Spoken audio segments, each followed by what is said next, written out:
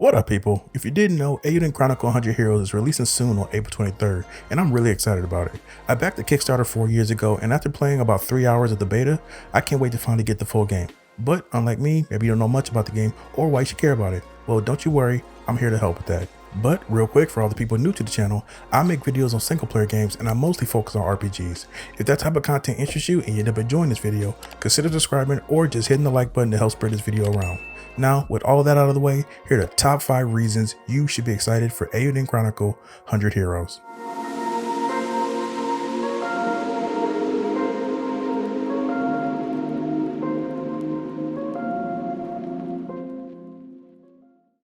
The first reason to be excited is because of the resumes and gaming backgrounds of the people working on the game in the first place. Most of the staff have worked on multiple games in their careers, but the most notable one being the Suikoden series, which Eiyuden Chronicle 100 Heroes is inspired by. Yoshitaka Murayama is the creator of the Suikoden series, and he worked on Suikoden 1, 2, and most of 3 before leaving Konami in 2002 to work on other projects. In 2020, he and former Suikoden developers formed Rabbit and Bear Studios and created a Kickstarter for Eiyuden Chronicles 100 Heroes, which reached its minimal goal of $500,000 in about 2 hours of the Kickstarter becoming live. The Suikoden series is very popular among RPG and jrpg fans alike, which is why there's a lot of anticipation for the next game the series creator was working on before he passed away. On the music side of things, the composers for the game have also worked on many different games ranging from Golden Sun, Silent Hill, the Tales series, and Super Smash Bros. Ultimate. And even though I've only played about 3 hours of the beta, so far all the music I've heard has been amazing. No, but like seriously, it's like really good.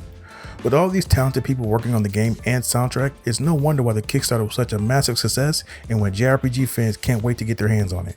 Next up is the characters. If you couldn't already tell by the name, the game will have over 100 characters for you to recruit and or play as. You have the 3 main characters, Noah, Sane, and Marissa, plus many other characters you'll meet along the way. What has me the most intrigued is that all the other characters are said to have their own purpose, conviction, and motivations. When it comes to video games I choose to play nowadays, I'm really big on stories, specifically well-written characters in those stories. Some of the games I like the most, like Witcher 3, Last of Us, and Persona 5, all have characters that left a lasting and memorable impression on me well after I've finished playing the game. Now, do I expect all 100 characters to be well fleshed out and have layers and have their own distinct personalities? No. But if at the very least we can get characters that feel like real people and not just overdone character tropes, I'll be very happy. Alright, now let's move over to combat. Eiyuden Chronicle 100 Heroes is turn-based, and you can have up to 6 units on the field at once. There will be 3 in the front and 3 in the back, and depending on where the individual characters are positioned, will determine who they'll be able to attack. Based off what I played so far, it seems like it makes the most sense to keep your stronger attackers up front and leave the back row for like the healers, mages, and characters with lower defense as they're harder to reach back there.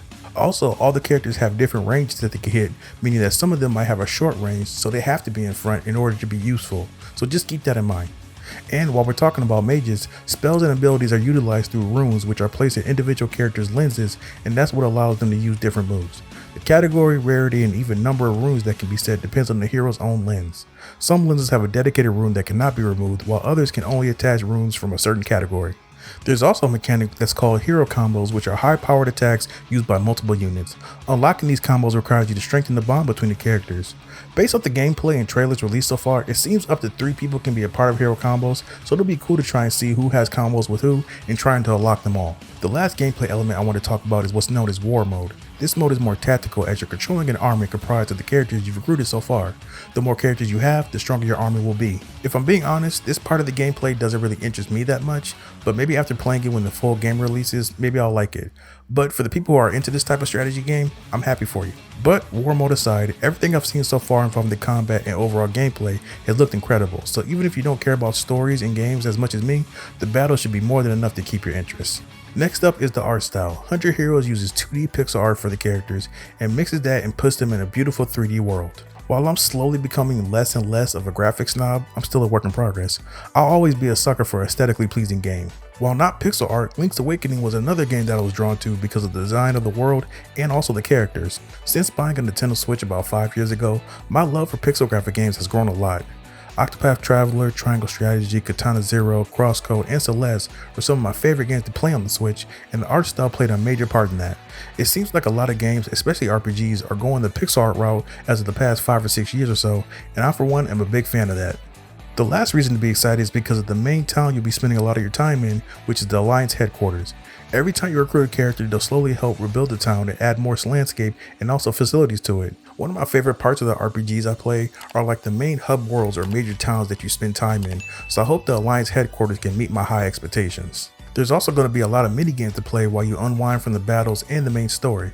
So far I've seen fishing, cooking, monster racing, a Beyblades knockoff, and my early favorite, card battles.